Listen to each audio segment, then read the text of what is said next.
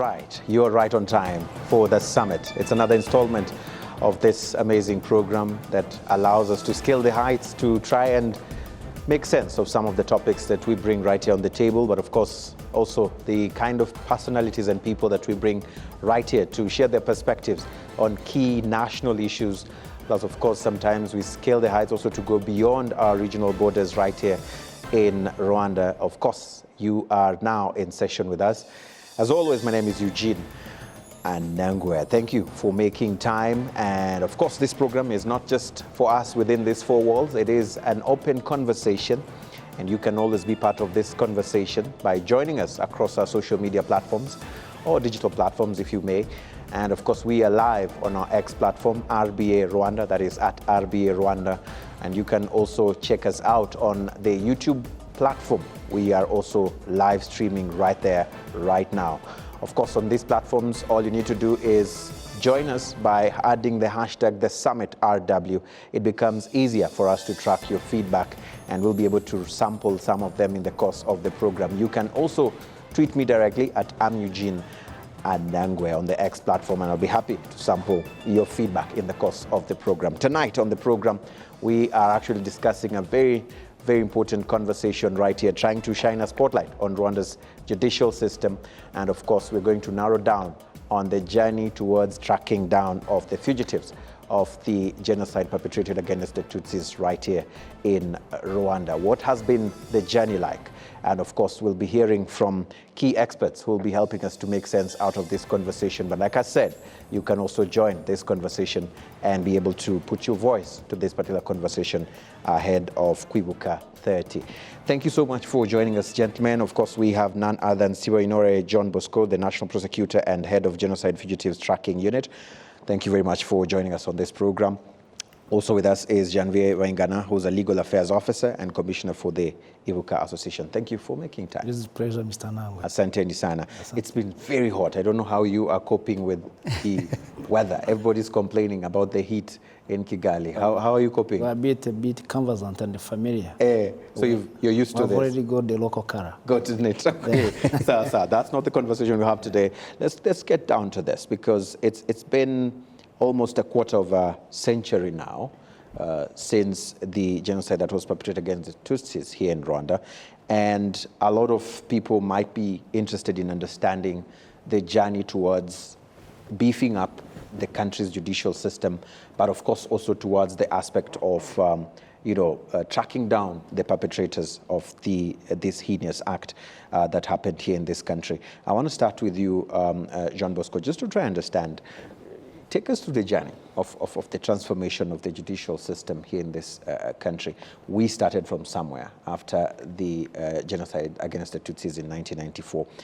Where are we at? What kind of picture can you paint for us throughout the metamorphosis of the judicial system in this country in that sense? Thank you, Mr. Nangwe, for hosting us, me and my colleague. Of course, the judicial, like any other sector of Rwanda after the 1994 genocide perpetrated against Tutsi, started from scratch, started from nothing, if I may say. We had no laws. I will start by the law. Actually, the penal code of 1977 that we had by then did not address the issue that we had just faced, because the penal code did not provide for the crime of genocide. Yeah. And yet, we had the people, suspects of genocide, who had been arrested, and we had more than 120,000 in prisons, and yet we did not have a law to repress the crime of genocide. And this was a challenge, because the first law of its kind that replaced the crime of genocide came into force on 30th August 1996. It is well known that if there is no law that replaces a crime, you cannot prosecute. So that was challenge number one. Challenge number two was that leave alone the infrastructures, but also the personnel that would have handled the complex of crime, the crimes committed, genocide, and the crimes against humanity, were not in place because they had either been killed in a genocide or the ones that were formerly in the judicial sector had killed themselves, and they were either in prison or they had fled the country. So there was also another challenge of looking for personnel to handle, of course, prosecute, investigate, and at a later stage hold trials. That was also another key issue that was addressed, but it was a stumbling block in as far as dispersing justice was concerned. Right. So as time went, of course, we had the law came into existence in 1996, and trials started. If I remember, they started December, same year.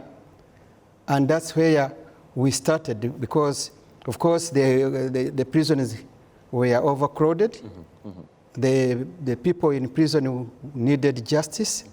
And yet, at that time, there had been recruitment of personnel into these organs, investigations, prosecution, as well as the judiciary. So it started at a low pace. And by the way, by the time, if I may just skip and go to 2002, when the project of Gacaca courts was established by the government of Rwanda, there were already challenges that the classical courts could not have resolved. Because, you know, once justice is delayed, it is denied. Of course. So we were facing a lot of course, Rwanda was facing a lot of criticism from people who wanted justice to be done.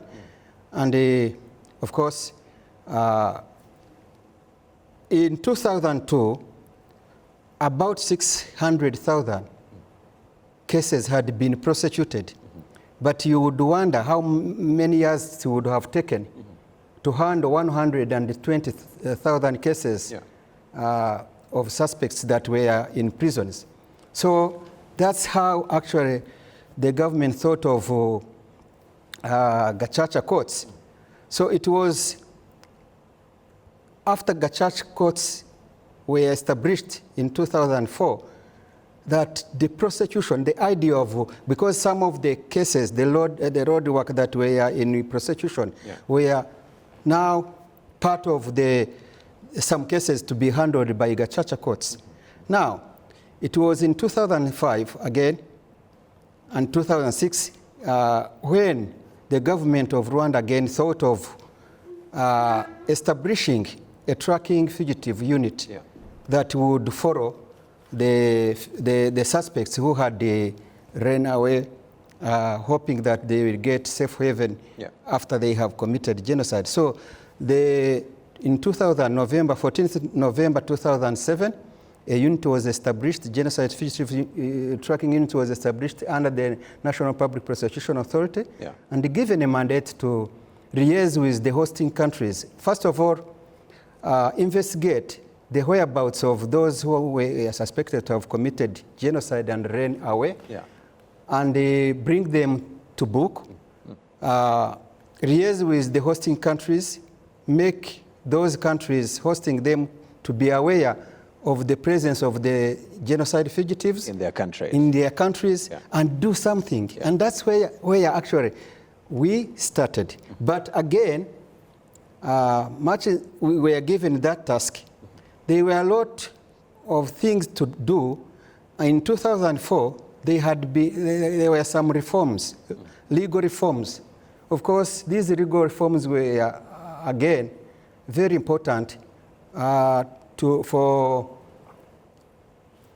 genocide tracking to rely on to ensure that if you request a hosting state, if it was to extradite these fugitives, then they would be ensured of fair trial.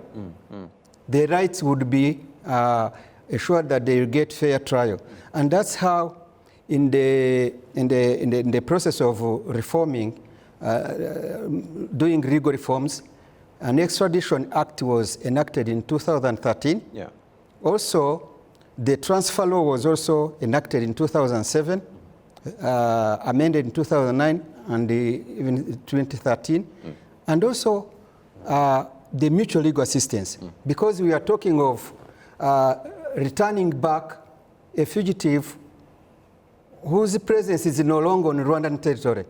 So it was very important that through those legal reforms, you ensure that fair trial will be recognized, as well as meeting some international legal standards, like abolishing the death penalty. I remember, if I remember the first, the Rwanda requested some cases in 2007 at the ICTR Arusha, some cases to be referred to Rwanda.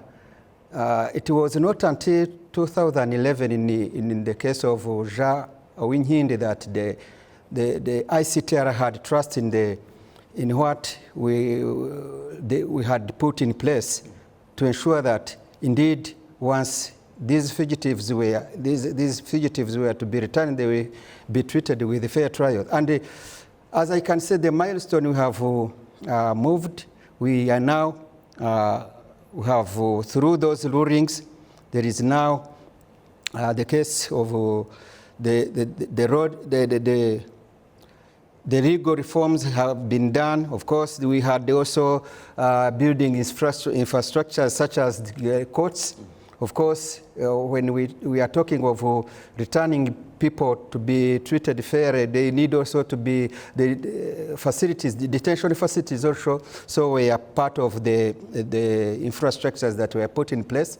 So we, as we say, we have the laws, we have competent personnel, lawyers, and all these make up, it is what actually has now been developed into trusting Rwanda's judicial system that they will render equitable justice. And as such, let me just say, because it was built on that background, that the ICTR brought some cases to Rwanda, and also the European Court of Human Rights in Sweden versus Ahorigeze.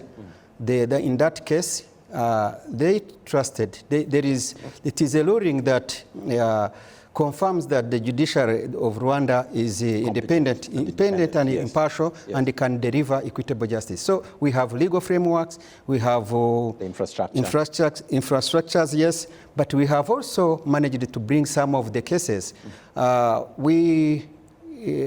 The 30 years we are talking of and the successes, and also much as we have encountered some challenges, but we have also registered some successes, if notably, if I can say. Yeah, we'll come to that. Okay. We'll come to that. We'll come to that. Especially also, we'll try and make sense if the extradition treaties that have already been put in place. Absolutely. If they're actually really working, yes, or where the bottlenecks are. I want to jump in and bring in Janvier on this, especially from a legal affairs perspective for the Ibuka Association and its members. Talk to us a bit about the same angle of the journey of the survivors of the genocide perpetrated against the Tutsis, especially in accessing professional justice through professional people within the profession of the legal space. How was that like, or how has that been like over the last 30 years? Thank you, Anangwe. PNC Wainore has rightly said exactly what happened.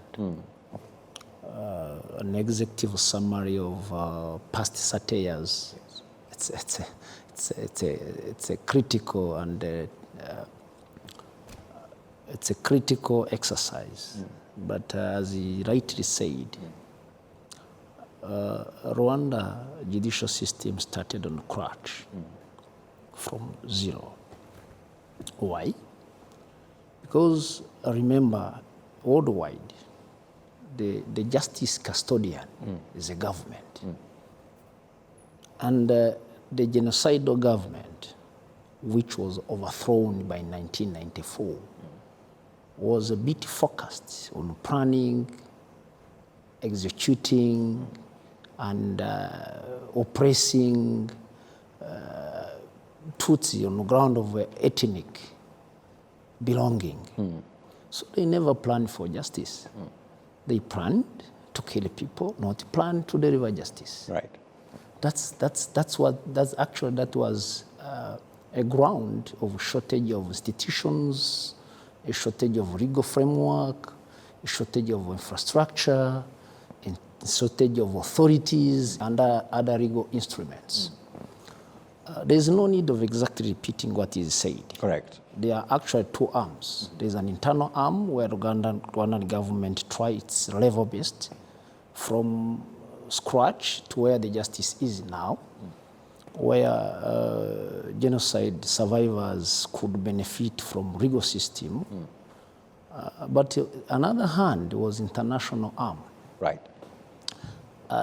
When you look at the Genocide Convention of 1948, from 1948 to 1994, there is no practice, there is no single court had issue of genocide. The genocide was in 1945, and then later on 1948, there was a Genocide Convention. So by then, nobody was experienced. Because the first ever hearings, cases of international violation of humanitarian laws and other associated legal instruments happened in Tokyo and the Nuremberg Tribunal, grounded on the First, Second World War, and the genocide committed against Jews. Meaning that at international level, there was also a vacuum of law and vacuum of practice. Right. This brings me to take you to Resolution 1955 of November 1994. Right. By the creation of International Criminal Tribunal for Rwanda, I would invite you, it is a big log, if you go through, one of the biggest critical and debate in those corridors of UN and among the diplomats was even understanding whether there is a necessity of creating an international tribunal for Rwanda. Right. If you check through the votes, I think some countries which I cannot mention, there's no need of mentioning them, some abstained from that, others rejected completely, others blindly set up that tribunal without considering a number of understanding, customizing the need of genocide victims. So from that ground, through the government of Rwanda, so far so good, a tribunal has been created, and number of cases had or tried by that particular cases has actually contributed one way or the other to the development, understanding, one, that there was a genocide committed against Tutsi in Rwanda, which nobody would take it for granted because July 1994, there's a special commission which came in Rwanda to investigate the matter. You know, there's a lot of protocols, whether there was a serious violation of humanitarian, whether there was a targeted group under the Genocide Convention. All those reports went through and finally reached the level where the genocide committed against Tutsi has been recognized and initiated. That is step number one, and attribute to be given to the government of Rwanda and other people of the goodwill who for the first time tried to hold accountable people who killed Tutsi. Because it was not for the first time Tutsi have been killed in Rwanda. From 1959 to 1994, there was other killings, massacres, even 1990s. So that was a starting ground. Now, for genocide survivors, definitely, being a part of the population need to be delivered justice, they suffered from that legal vacuum, the first place, institutional vacuum, and staff, I mean professionals in that particular area. Yeah. But to end up where, as you mentioned, in 1996, with the special chambers, Right. so far few lawyers, few advocates, and the other foreign aid from other associations try to defend the genocide survivors before for their legal action for reparation. From 1996, proceed to 2022 with the creation of Gacaca courts. Same, the genocide survivors participated and in the trials. Remember, Gacaca brought up around 2 million trials. So definitely the victims of genocide survivors. We have seen number of genocide survivors testifying before the ICTR, in vain, definitely, because ICTR did not recognize the rights of the victims until now. But so far so good with that wrong journey. Yeah. From 1994 to date, over past 30 years, a lot has been done. Yeah. A lot has been done. Arrangements was put in place. Justice has been delivered. Justice in quotation, because justice not full. We back on that. But at least we are with a high level of recognizing what has been done. Right. But we have to mention that it is like it was government of Rwanda likely did it alone. Did it alone. Who else? We back on that. Right. Who would have contributed in that particular level. Right. I'm going to come back so that we can be able to also understand more on what you just mentioned. But coming back to Jean Bosco, especially on the Genocide Fugitives Tracking Unit, there was a list of the fugitives, and every time each of them was being arrested or apprehended, there was a checkbox that this one is now down. Take us through the latest status of that list of the top fugitives. Where are we at? How many are still at large as we speak? How many were apprehended? For purposes of those who probably want to be able to understand fully that particular list and the process of actually bringing them to justice. Actually, I will just put it in two perspectives, because when the government of Rwanda brought this list of genocide perpetrators, category 1, it did not actually divide them into those who will be tried by the ICTR or those who will be tried by Rwandan government. So the category 1 list included both those that had been targeted by the ICTR and the ICTR, by its mandate through the resolution 955 of 8th November 1994, their aim was to try the most, or may I call them, they normally call them high profile or the big fish. The big fish, who included the cabinet ministers, the prime minister, the military officers, the high government officials, including even the religious leaders. So ICTR started with 93 high-profile names. By the time the ICTR ended their, concluded their mandate in 2014, handing over the residues to the mechanism, they had prosecuted. They had actually their tracking efforts managed to arrest 83, out of which they prosecuted 75, and 10 remained, because they had targeted 93, remained as the fugitives at large.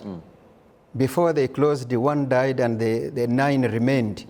And those are the ones that 6 of them we managed to secure some referrals of 6, some of whom are already here. Yeah.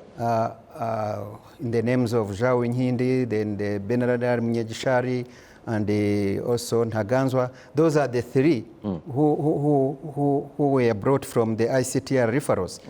Then the other 3 are still at large. Right. But also, the remaining 6, rather 3, had been retained that should they be arrested, they will be tried by the mechanism, the international residual mechanism for the former criminal tribunals. So those included the Kabuga, Felician, they also included the Prote Miranya, they also included the Bizimana. The 2, Bizimana and Impiranya, died before they could be arrested and go tried. Yeah. Kabuga also, who had been, whom we celebrate within these 30 years that the tracking efforts paid dividends, as I may say, because we arrested him in May 2020. Yeah. It was a combined effort between many stakeholders, including Rwandan prosecution and also other stakeholders. So that was the 93 how they ended. Now, for us, we had a list, of course. So far, we have managed to indict 1,149 fugitives in 33 countries. Right. And out of those numbers, it will sound as a drop in the ocean, but for us, it is like a milestone. Yeah. Yes. The reason being that we managed actually to bring back home through extradition, deportation, and referrals 30 people, and we brought them from United States of America, Canada, Netherlands, Norway, Sweden, and Germany, and the Netherlands. Yeah. And also others from the former ICTR and the mechanism. Now, because there is an international duty on these crimes, that if you decide not to extradite, then you should resort to prosecution. 29 also have been tried abroad in domestic jurisdictions. Yeah. And we have Belgium with 11 so far. They have tried and convicted 11 people, France 7, and we have also managed to have, if I may get the statistics, but of course we have my statistics show that 11 were tried by and convicted by Belgium, 7 France, Sweden also tried 3, Netherlands 2, Canada 2, Germany 1, Norway 1, Finland 1, and Switzerland 1. So also those who were brought here came from the United States, DRC, Netherlands, Uganda, Malawi, Denmark, Canada, Germany, and Sweden. So those combined together, we can say that they are 59. So that's how it is actually a drop in the ocean. But it makes a lot, securing an extradition from abroad was a milestone to the government of Rwanda, because we had many impediments that kept them safe out there. Absolutely. So for us, 59 so far registered out of 1,149. It's a milestone. Yeah, and the struggle continues, because the pace under which now countries are cooperating, because the understanding was, as my colleague Maitre Janvier said, they did not, some were hesitant to accept that what happened in Rwanda was a genocide perpetrated against Tutsi, but there is a lot of now case laws to rely on the ones of the judicial notes of 2006 in Karemera and others, which confirmed that what happened in Rwanda is genocide. So there is also other cases, especially those that the referrals by the ICTA and the European Court of Human Rights, the case law I mentioned, the Horjeze versus Sweden. All those are legal remedies to inform countries that, look, if you don't extradite, then you should prosecute. And that is the foundation we have laid in the 30 years. Right. Thank you. We're going to come back again and try to talk a bit about now the journey to actually bringing to book the remaining ones. I want to hear your thoughts, Maitre Janvier, especially on what he says about the celebration of the apprehension of Felicien Kabuga, who actually was on the run for quite some time, even a $5 million bounty on his head, arrested in 2020. There was celebration of his arrest, only for news to come from The Hague that he is not fit for trial, something that is pointing towards him being freed in one or another. We know of countries that have been requested to host him, but he still stays at The Hague homeless in that case. I want to understand, what is the feeling on the ground? Of course, it's not a good feeling, it's not an easy feeling, but where do you see the role of the international justice, especially which you mentioned that at some point had a vacuum, but 30 years later, should it be behaving in this sense from a perspective of survivors of the genocide perpetrated against the Tutsis, especially in the case of Felicien Kabuga? Yeah, Nangwe, taking Kabuga as a case in point, first of all, the genocide committed against Tutsi in Rwanda in 1994 has been misconceived and hijacked. We have observed a number of monopoly. A monopoly from international community monopolizing the cause of survivors. We have been seeing a monopoly of individual states. We have seen a monopoly of individual communities. Yeah. Just taking genocide survivors as a pedagogical. Am I getting it right? Just Tutsi who were killed in 1994 served as a pedagogical tool for dissuasive purpose to prevent genocide. That's all. That's all. Meaning that it was enough for international community to set up international tribunal. Yeah.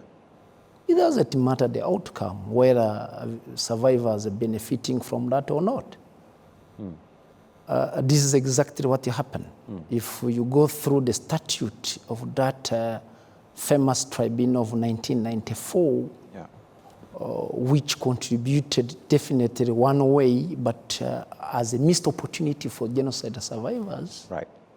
Because there's nothing genocide survivors benefited from that. Because remember, justice is a corrective. It's not a corrective, it's individual. When you talk about justice, talk about an individual genocide survivors, not a collective or serving it, teaching people in academia and various authorities. Now, back to Kabuga. Remember, Kabuga was a man who was wanted. Correct. Right from the beginning, from 1995 or 94 around. Meaning that immediately after the creation of the tribunal, he was wanted. Then, when he was arrested. Out of which kind of budget? If this budget should have been used to serve and address other concerns of genocide survivors, it would have benefited more. Meaning that genocide survivors never benefited from the creation of that particular tribunal. Get it me right or wrong. What would be their benefits? Seeing Kabuga being arrested and seeing Kabuga being prosecuted seeing Kabuga being convicted, seeing Kabuga being accountable on his chivalry abilities, none of them.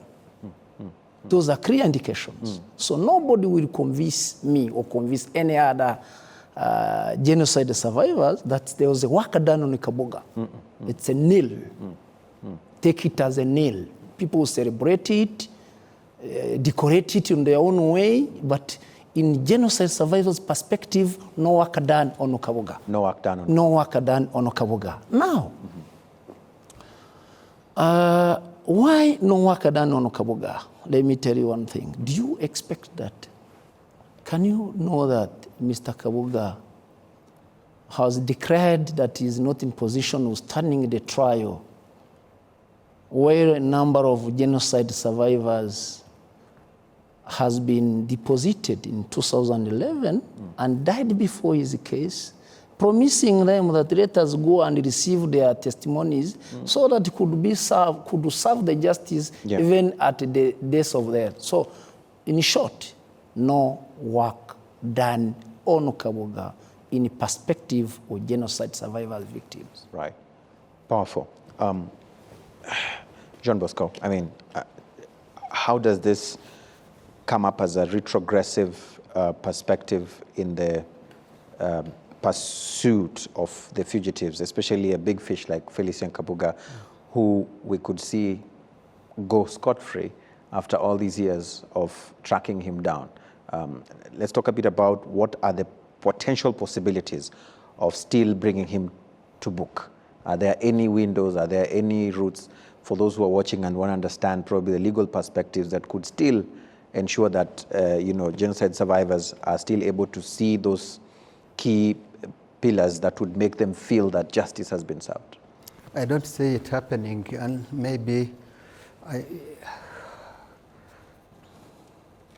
I don't see it happening because the way the case that terminated his trial, they have indicated that he has lost his consciousness to understand what his accusations are unless a miracle happens. I don't see him being prosecuted or regaining his consciousness. But one can be pessimistic that a miracle can happen, but I don't see it. Let it be a miracle. But the way things stand today, it is not promising that he will again be tried unless a miracle happens. It is very unfortunate that after 26 years hunting him down, leaving no stone unturned, looking everywhere, we believed that Kabuga is not on another planet. He's here with us, so we must put in place some efforts to see that this man will never die before he faces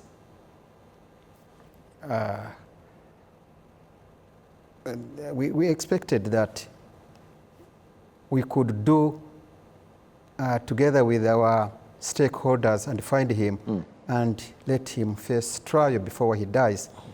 But no one believed when we actually arrested, when he was arrested in France in 2020, we celebrated that a big fish has been caught.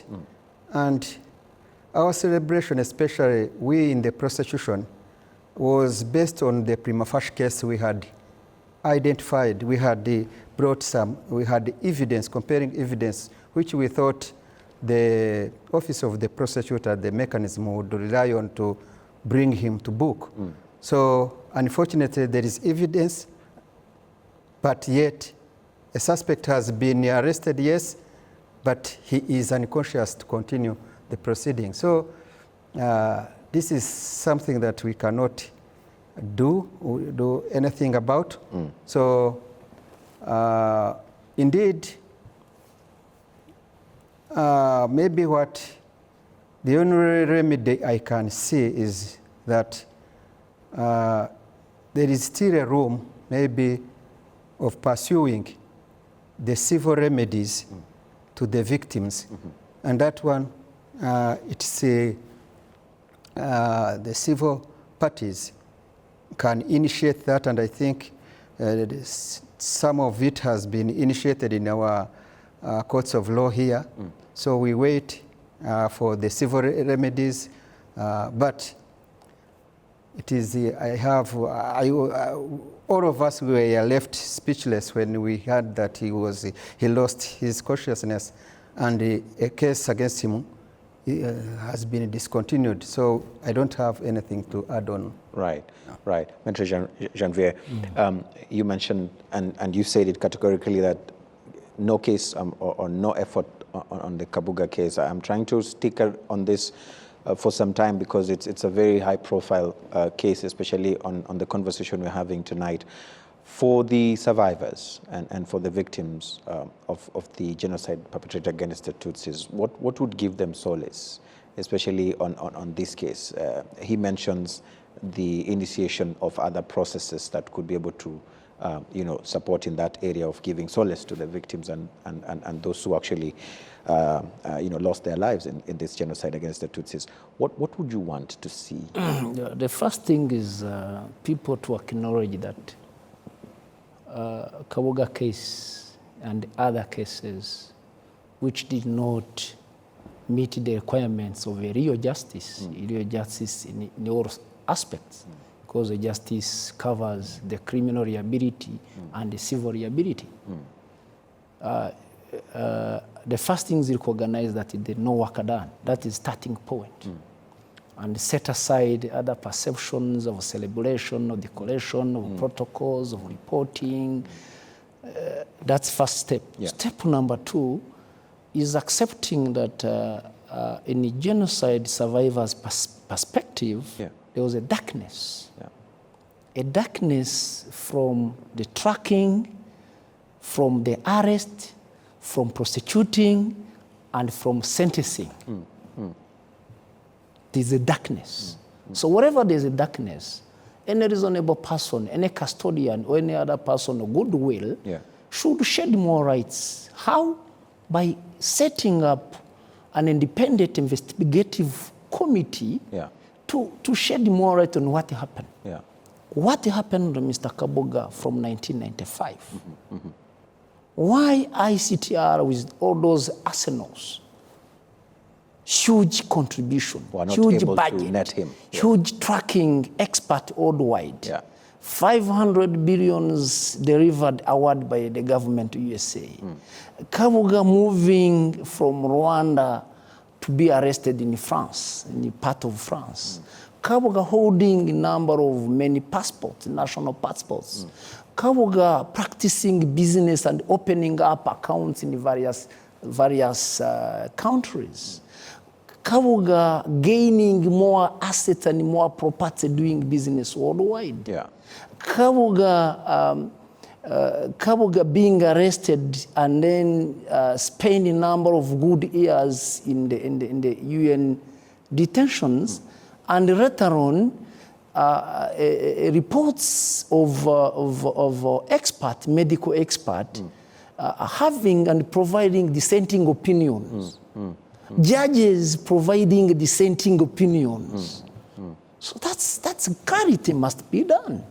Not set up, just fly over and start telling people things have been done as if there's no way of investigating. So you feel there's foul play? There's a foul play. And on top of that, we have been observed that individual institutions, including MICT itself, has taken advantage on using Kabuga's money and the financial ability on their own, competing genocide survivors' interest and trying to look after Kabuga's money at a detriment of genocide survivors. So this is to make it matter clear that there is a need of facts finding the truth. Right, Number three, after recognition of that particular loophole, Yeah. going up with the further investigation. Number three, now extend cooperation by providing necessary information to enable the civil party or genocide survivors to look for other remedies available at disposal. Right. So these are three things that needed to be met. Yeah. Otherwise, the story will tell that no Wakadan, no Kawoga case, and the people got segregated no matter what people have done. Have done, I mean. Yeah. So, under this topic, we genocide survivors agreed that the tremendous effort made. But genocides think that the Rwanda government stands alone. And the genocide survivors stands alone in this issue. That's the truth of the matter. Right. Because even the variables, the opportunities in press mechanism. Remember when you look at the UN resolution 1995 to quickly halap, it was a duty of partner states or member states of the UN to cooperate in tracking genocide fugitives, Kabuga inclusive and others. Right. How comes that within 30 years, we can see all these few numbers of people tracked? Yes, those are symbolic, but what genocide survivors are asking, and it is their rights, their fundamental rights to be delivered the justice, Right. is to see people being arrested, is to see extra efforts being made to make sure that these years of satires, those areas of motivation, but the genocide survivors need to go beyond motivation to concrete and measurable actions. Right. Powerful. There is one thing I want to say about... And as you say that, yes. I'd like you to add in on the status of cooperation that he talks about. Yes. Especially on extradition calls. Yes. There's been a request through the African Union also to try and support in pushing countries to actually, extradite the perpetrators and the fugitives who are living within their countries. Do these treaties work? Because there are people who feel it's just on paper and nothing else after signing these treaties of extradition. Talk to us a bit about that as you add in the point you wanted to add. Thank you so much.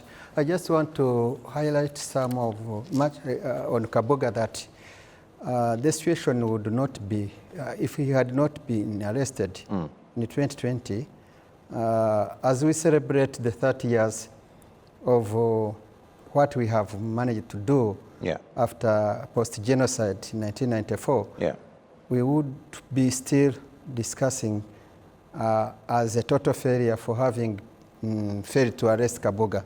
On his whereabouts. On his whereabouts. But one of the, much as we recognize an unfortunate state of his trial that has been closed, there is a message to underline that fugitives can run, can hide, but they cannot completely scot-free. It's a lesson learned. Kabuga, with all his wealth and the financial muscles he had, he bribed himself. He managed to hide for 26 years, but the long arm of the law arrested him and brought him before the courts of law. That is something that he cannot be, can go unnoticed. I wanted to bring it clear to our viewers to see, to hear and see that we recognize the efforts that were done while recovering him from where he was hiding in France after 26 years. Although, sorry, before you go to the next point, although as you say that his imminent or potential release for the survivors of the genocide against the Tutsis could seem to be as if he was still in you know, on the run, you know, they Yes, count it as it would serve. Actually, if he was still missing, it would sound a different message as it is today. At least we know the status under which he has been released, or rather has been, his case has been terminated. But it may not make any difference in as far as the victims seeing justice done, but on the perspective of tracking genocide fugitives, it has a lot of message to send to those even who are still hiding, that they can hide, they will run, but they will not hide forever. Okay. Then, indeed, on extradition agreements, it is also another step forward that Rwanda has registered. We managed to sign extradition treaties with different countries. So far, 10 countries. Angola, we have a treaty with Angola signed in 2022. Zimbabwe, 2022. We have Mozambique. We have Uganda. We have Morocco, signed in 2019. We have Zambia, signed in 2017. We have Malawi, signed in 2017. We have Congo Republic, 2011. We have Ethiopia, 2017. And Kenya, 2009. And what does these agreements mean a lot, because extradition cannot normally be effected if there is no treaty. As a matter of fact, although the crime which we pursue these genocide fugitives, it is of an international nature. There could be other legal frameworks under where you can cooperate through mutual legal assistance or MOUs. But it is very important that Rwanda has these treaties in place. Yes, these instruments, legal instruments. So we also see these extradition treaties signed as a step forward. As you can see, most of them, they are still few, yes, because there are 10 in Africa. We still need to have more treaties signed between European countries, and also, why not North America, USA and Canada? We have fugitives there. We need also to. Fugitives have moved as far as Australia. So we can as well sign some extradition treaties. So we see the signature of these extradition treaties as also a step forward in implementing, also holding responsible these fugitives who ran away. There is also another room. Rwanda, having joined the Commonwealth countries in 2009, there are two platforms, legal platforms. There is a Harare scheme and the London scheme. Harare scheme is for mutual legal assistance, cooperation, and the London scheme is for extradition purposes. So, and once we sign those legal instruments, we will join the 53 common countries, the 53 Commonwealth countries. So it's a multilateral treaty. So that one we are looking at it as a way forward, also to have other stakeholders, the countries where we have fugitives, number of fugitives, that we may sign those multilateral treaties to have a variety of legal instruments to help us as legal frameworks. Right. Thank you. I'm told we are running out of time. I told you before we even went on air, this is usually the shortest 1 hour. And I want to give you just under less than half a minute. In closing, you know, what is it that you'd want to say, especially for the next 30 years? What do you expect to see, especially in tracking down and bringing to book and to serve justice to the survivors? Thank you. As Rwanda actually shall be marking 30th anniversary of genocide committed against Tutsi, we do expect much from 30 years ahead. Right. We first of all recognize what the government of Rwanda did when the government of Rwanda stood alone. Right. We believe in domestic and home-growing solutions. Yes. When you look at what Gacaca courts did, when you look at what National Prosecution Authority did, what they are doing, when you look at the legal arrangements, extradition treaties, could work alone. Right. So we believe in state-to-state cooperation rather than relying on international criminal justice, which does not work. Right. And actually, the International Criminal Tribunal and the MICT serve on the way of being distraction. It is time wasting for genocide survivors. I'm not here talking in point of diplomats. We talk about the actions. There's nothing now, international mechanisms are helping survivors. They are just buying their time. They are just mislocating the budget. They are just waiting. Survivors, there's no tracking being done. There's no prosecution being done.